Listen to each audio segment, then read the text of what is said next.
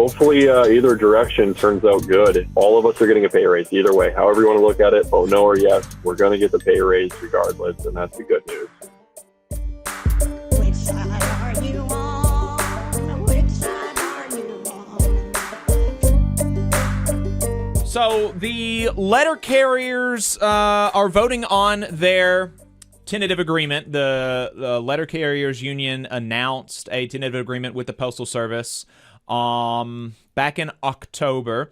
The ballots went out, I believe, on December the 6th. All ballots had been mailed out by I think it was the 10th, something like that. All ballots are now mailed out. Mailing of ballots has been completed according to the ballot committee.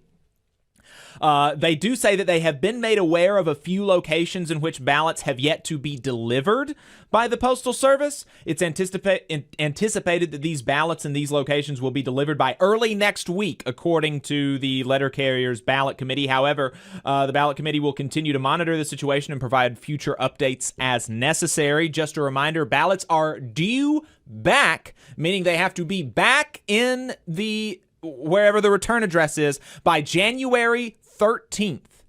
If your ballot is not back by January 13th in the box, it will not be counted, is my understanding. If you are eligible to vote on the proposed agreement and do not receive a ballot, you can call NALC headquarters at 202-393-0614 from 9 a.m. to 4:30 p.m. Eastern Time to request a replacement ballot. A replacement ballot will be mailed out after your eligibility is verified. On the agreement itself, we know that there's been some amount of frustration with the agreement from letter carriers online in particular. I'm not sure how widespread it has been actually on the shop floor. I think we will see soon enough. It was a 1.3% general wage increase every year of the agreement, plus a cost of living adjustment each year that amounted to something like 0.5%, I think, something like that. So, you are salty in the chat says, I got mine. I'm in Wisconsin. Fit over 50 says, I don't know any carrier that has received theirs yet. That's crazy. I wonder where are you at, Fit over 50. I called and they told me to call back on Monday. So there you go. If you haven't received your ballots, then call on Monday to try to get one. Hopefully you'll get them soon. If you'd like to call in, interested in how folks are voting and how folks members are reacting to it. How are folks around you reacting to the tentative agreement? How are they saying that they're going to vote? 844-899-TVLR. That is 844-899-8857. While we're waiting for letter carriers, and also Fit over 50, who said that no carriers that he knows has received it, is in Orlando, Florida. So that makes sense, I think, because I think the ballots were sent out to the people on the West Coast first, and the last ballots to go out were on the East Coast. So that might make sense. But while we wait for people, particularly, we would like to hear from folks who are voting yes. We have heard a lot of people who will vote no. We would still like to hear from you. Please do call in 844-899-TVLR. Tell us why you're voting no, and tell us what the general vibe is in your at your station. But particularly if you're voting yes, if we've got anybody that's voting yes, you can give us a call at 844-899-TVLR, because I don't think that we have heard from a single yes voter during our entire coverage of the tentative agreement. So would love to hear from them, 844-899-TVLR. If you do not catch this live, you can leave us a voicemail, and we'll respond to it next year when we get back. Hey, 5 seconds. Just wanted to say that this is only possible because of our donors. If you want to see more of this, then consider donating yourself at tvlr.fm/donate. Caller from a 715 area code. What's your name? Where are you calling from?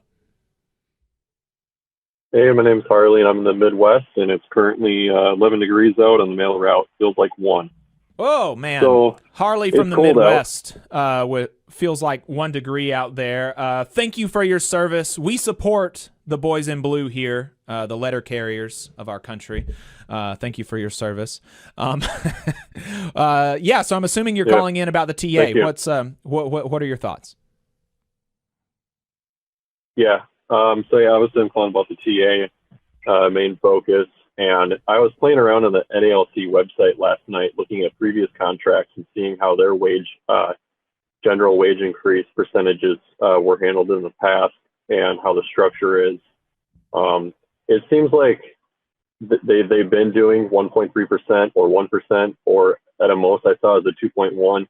As for CCAs, new hires seem to be at a little bit higher general wage increase over time in general. But until you're a career, you seem to get more of a slower, gradual increase. Sadly, though, I think this new contract does look to be the best. So it's not obviously great. I mean, a lot of people are just looking at the 1.3% only in terms of the wage increase.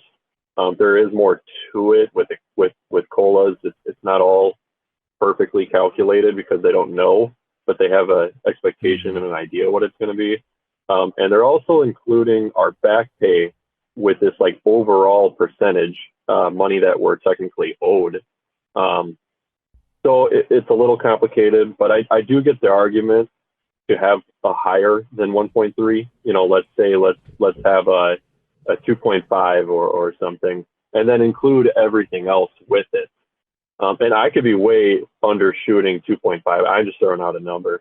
I don't really know what everybody even wants, even myself. I don't know. I mean, I don't know how to do all the math on it, but yeah, I just read, bro, we got a 1.9% increase in 2006. Yeah, so in the past, there was some previous percentages similar. But overall, though, we do have the highest wages to date with this new TA, looking at previous incomes. Like back in the day in some of the contracts, the highest wage was maybe like 60K. It gets lower and lower. Obviously, the cost of living was different then versus now, and everything seems inflated right now, which it generally kind of is. So we're all feeling a pinch. We all want more than 1.3. I totally get it. I stand with everyone on it. But I'm also concerned of the I can't pronounce it right. But when it's going to be implemented, it takes time, a lot of days. So once, I'm assuming it's going to go to arbitration. It looks like the vote no is very strong. I have not really came across any yeses. So, going to arbitration, it's still going to take a lot of time. So I'm just going to guess. Maybe by the end of 2025, it's fully implemented, or the end of 2026. And this TA is only good for 2 years. We already got to be talking about the next one. And we got to already be talking about the next NALC president and whoever else, however that structure works, to vote for or get behind. So, we're just kind of in a bad situation, I think, overall, with voting yes or with voting no. So hopefully either direction turns out good, and we got a bright future, hopefully. Either way, though, everyone, all of us are getting a pay raise. Either way, however you want to look at it, vote no or yes, we're going to get the pay raise regardless, and that's the good news. And I guess I'll just kind of leave it there. Harley, I appreciate the call, and if you want to stay on for just a second, what you're saying about the wages is generally true. I think my understanding is it's generally been in the ballpark of like 1.1 to 2% raises over the over the last at least 20 years or so. I think is and so in that sense you could say that it's kind of generally in the ballpark of where it's usually been. But I think the thing that's making the vote no go so far, like you're saying, the thing that's making the vote no kind of effort be so take off so much is the fact that we are in a period of much higher inflation, and so a 2% raise is in effect something like a 2% pay cut, actually, when you look at your buying power. And the last, I don't know if it was the last time, but we had a conversation about the 1970 strike a while back, and something that was fascinating to me was in 1970 a letter carrier's minimum salary was $6,176 a year, and topping out at after 21 years, which is kind of similar to where the top out progression is now, at $8,442, which the starting salary was then the equivalent of $50,000 a year, and the starting salary today is like $40,000. Now, the top out salary back then was the equivalent of $68,000 a year, which is about $10,000 or $15,000 less than the top out today. So you have a lower starting salary, but you do have a higher top salary, which is probably a reason that it's good that they're just kind of lopping off the first 2 years of the progression and saying, we're going to start everybody basically at step 3, at least after you've come in from the CCA portion. But yeah, it'll be interesting to see how the vote comes in. I think that especially immediately after the tentative agreement was put out, there was a lot of just immediate anger and fury about it, and it does seem like it's kind of like people have kind of mellowed out at this point, and so I wonder how people will actually vote. Yeah, I agree. There's many things kind of frustrating with the contract. Mainly it's just the pay structure. It is annoying that it jumps two scales ahead. Well, I was, a non-career for 5 years. I mean, I don't get credited that time, or I don't jump ahead 2 steps. Maybe it should have been the other way. You were a non-career for 5 years? Correct. According to the contract, you couldn't convert after 2 years. It was just until a route would become open. And then according with the new contract, there was luckily a PTF conversion.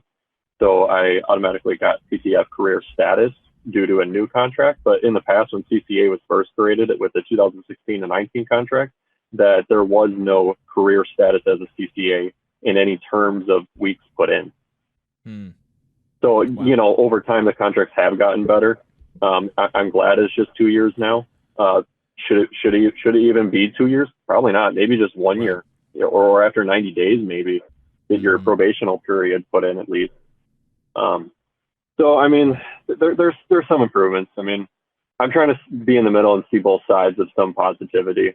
But there is definitely a frustration at the 1.3 and cost of living for sure. Maybe you got to relocate. It's really difficult. I don't know. I don't need to get into all that, but yeah. You just saw a clip from the Valley Labor Report. We are live every Saturday morning from 9:30 a.m. till 12:30 p.m. And we pride ourselves on keeping all of our content free to everybody so that we can talk to as many working folks as possible. If you support the work that we're doing, you think that it's important, you think that it's good, then consider making a monthly contribution to the project, and you can do that on our website, tvlr.fm.